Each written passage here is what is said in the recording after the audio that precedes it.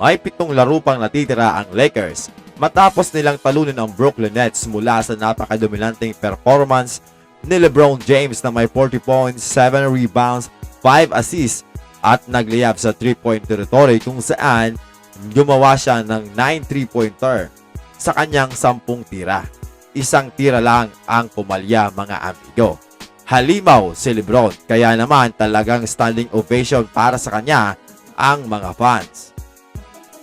Umaasa pa rin ang Lakers na makuha nila ang 6th seed pero mukhang alanganin na kaya pwedeng mag-target na lang ang Lakers sa 7 or 8 spot para twice to beat sila at medyo safe mga amigo.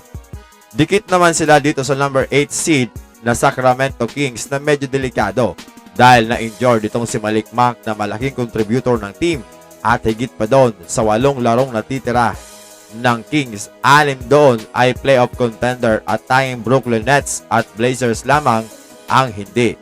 At maging ang Phoenix Suns mga amigo na number 7, lahat din ng kanilang kakaharapin ay playoff contender. Ang Lakers naman ay may 7 laro pang natitira at 4 doon ay playoff contender. Isinama ko na ang Golden State Warriors na patuloy pa rin kumakapit sa number 10 lalo't nagbabadya ang Houston Rockets. Bukas alas 7 ng umaga ay kakaharapin ng Lakers ang Toronto Raptors na kagagaling lang sa 13th losing streak. While iba na ang Toronto Raptors ngayon mga amigo matapos nga ang trade deadline. Sila ay nasa tanking mode na.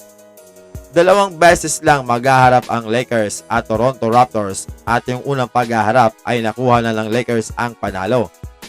Kaya ang tanong dyan ay kung may tatabla ba ng Raptors ang panalo. Kaso, napakalaki ang problema ngayon ng Raptors dahil sa dami ng player na hindi makakapaglaro dahil sa injury.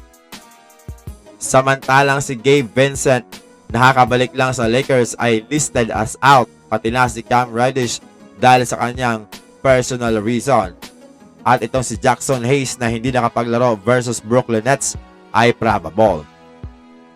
Kailangan lang ng Lakers na siguraduhin ang kanilang panalo sa nahuhuling laro nito at nakadepende na rin sa ibang team na nasa taas nila sa standing kung mananalo ba or matatalo parang muling gumalaw ang kanilang standing dito sa Western Conference.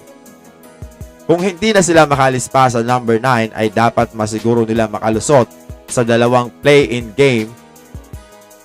Diba-diba pa rin ang NBA lalo't kung ang Lakers at Warriors ang maghaharap sa play-in dahil sa sobrang laki ng fanbase ng 2 team na ito. Kung alin man sa 2 team na ito ang umabante ay goods pa rin sa NBA. Ang 2-time NBA champion na si Rajon Rondo ay official na ngang in-announce na magre-retiro na siya sa NBA sa kanyang naging appearance sa All the Smoke podcast.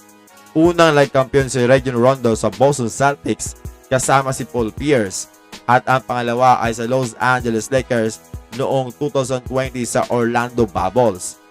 Ang katanungan dyan, ano ang susunod natin na aasahan dito kay Rajon Rondo?